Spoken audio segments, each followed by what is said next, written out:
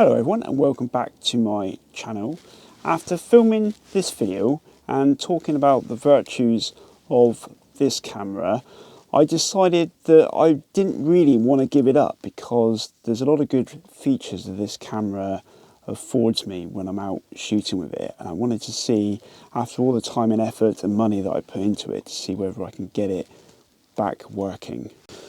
I first contacted the original people that serviced the camera, and they said they were a little bit busy, but to try and explain what was going wrong to help basically fault find what the problem was. So I started to do that anyway because I wanted to try and work it out for myself what was going wrong, and it was that process that enabled me to find what was causing the problems with this camera. So it was basically, when I shot this video, I noticed, even though the first exposure and the last exposure worked out okay, all the others were completely black. And what was happening is that every time you press the shutter was opening, but then it wasn't closing. So of course it was overexposing every frame, and that's why they all turned out black, because there was just too much light obviously in the scene, and the camera was just, the shutter stayed open until I recocked it. So perhaps that's why the first and the last exposures worked out okay. So what I noticed is when I was firing off the shutter, it was catching on the casing of the camera. So I must have, you've got to remember, these cameras are probably 60, 70 years old now. They're very delicate. Certainly the levers and the inner workings of the camera. And I must have just knocked it in my bag. It's only a little, very thin piece of metal, this, which cocks the shutter. So I can see how I might have knocked that. And that's why it was interfering with the casing, because I just knocked it. So what I did is I just very, very carefully moved the lever away from the casing. So now its path, when it fires, is clear. So it no longer interferes with the casing. So now the shutter correctly opens and closes. Yeah, so I was fairly confident that that was actually the problem. But obviously the only true way to test whether the camera was fixed was then to run a film through it and see whether the results came out okay. So what I did is I put a roll of film in the camera, a Pan 100.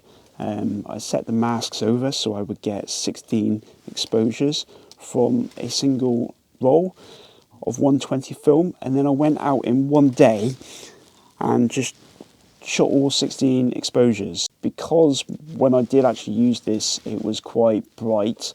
The slower ISO 100 film, it allowed me to use the full range of shutter speeds that I would normally use when shooting film, and that's what I did. And I'm pleased to say that the results came out really well. Certainly it's definitely me holding on to this camera for a bit longer, because like I said, it's a great compact medium format folder, and I just love the this thing on the top here. And I've done a few videos now where you use this light meter dial, and you match the conditions with what you're shooting. That gives you a number, and then you apply that number to the ring at the front of the camera, and then that locks the shutter speeds and the apertures together, so you can move them up and down, and it alters the shutter and the aperture automatically in order to correctly expose for the scene. And yeah, it's a coupled rangefinder, so you basically just have to focus. You don't have to then transfer your focus distance from top to the front, because it's all coupled together. And then, yeah, it works as advertised. The only real struggle I find with this camera is on the back. It's very, very hard to see what number of film you're up to. You have to really squint sometimes to make sure that you don't miss the number. And I'll talk about my other folder another day, but I was also going to sell, now that I've got this one working, the bolder folding camera that I've got, because it hasn't got as many tricks as this one, in that it only shoots 6x6, whereas this one shoots 6x6 and 6x4.5. But the good thing with the bolder is that it's got a frame counter, and it's got a method that allows you to wind on the film to the next exposure without having to look at the back of the camera. And that's just ingenious, really, because this one I have on occasion gone too far, especially at the start of the roll. I haven't seen the one and gone past it. So yeah, I'm definitely at the moment deciding to keep both my medium format folding cameras. Partly as well because I did try to sell the bolder, but nobody really seems to be interested in these older medium format film cameras at the moment. So it's worth more for me at the moment to keep both the Seagull and my bolder folding cameras. There was another problem that I experienced this time around, where on all of the negatives there's almost like horizontal scratches all the way across the negatives, which was a bit frustrating. But I looked at what the problem was, whether it was the camera causing it, but I ruled the camera out, because when you look at the negatives, the scratches are not all the way through the film. So obviously with the Seagull you have to wind it from one side to the other. So the problem, I would expect it, if the camera caused it, to be all the way through the roll. But the scratches start probably about 1.5 inches away from the end of the roll. So it's not the camera causing that. So the only other thing that could have been causing that was the lab box, because of course for the lab box to work with 120 film, you load the 120 film into the 120 module, and then in order for it to wind on to the reel, there has to be about 1.5 inches of exposed film out to enable you to clip onto the film to then wind it onto the reel ready for developing. So my guess is that somewhere along the line, when the film is being pulled out of the light sealed compartment, it's actually scratching the film. Again, this could be my mistake, because I don't generally clean the actual 120 module. I clean the developing module, the part of the lab box which contains all of the chemicals, the developing chemicals, but I rarely clean the actual module which you spool the film into. And I think this was a mistake on my part, because I've given it a really good clean now, and even though I probably didn't look at it as closely first, I do think there was some residue on one of the lips that the film passes over before going into the lab box. So I'm fingers crossed now that I will clean the lab box thoroughly, all parts, after each use. I'm hoping that that's going to cure the issue.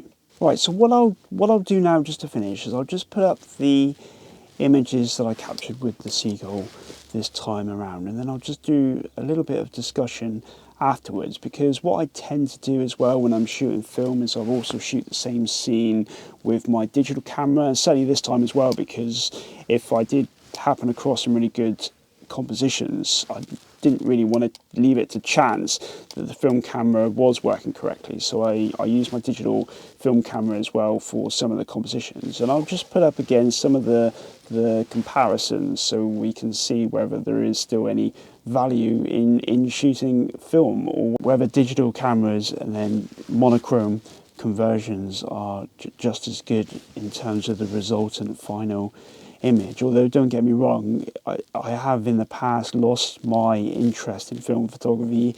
I do feel that it is slightly coming back, because I do enjoy the process of shooting film. I don't necessarily always enjoy the results or the failures like I have recently with the Seagull, but I definitely do. There's definitely something about shooting film that you don't get so much with using digital cameras, although the Fujifilm cameras are a little bit of an exception because they've got so many external controls. It does sometimes feel that you are shooting film or shooting in a more film way with Fujifilm cameras.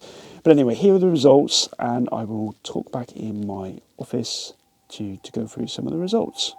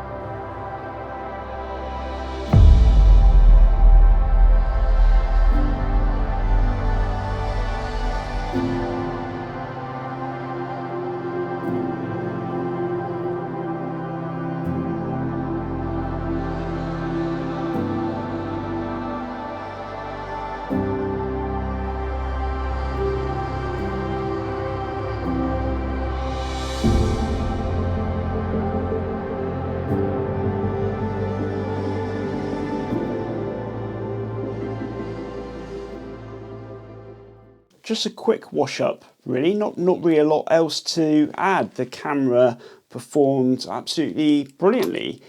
I even feel like it was probably performing the best that I've ever seen it perform.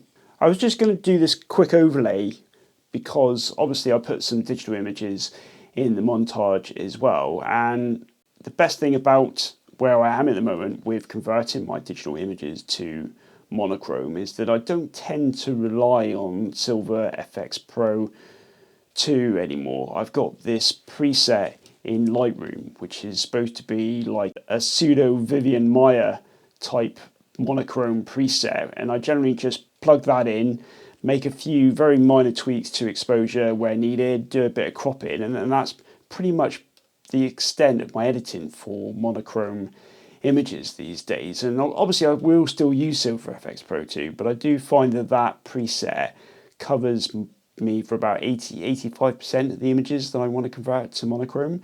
It's just so easy to do that now. And in this case, as hopefully you agree, the digital images came out looking superb.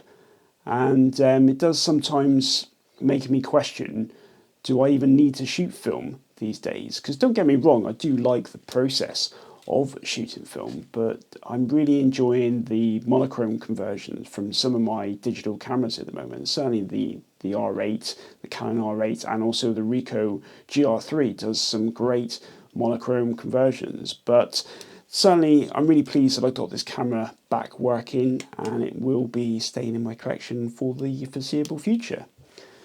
So I hope you enjoyed this video. As always, thanks for watching. Bye for now.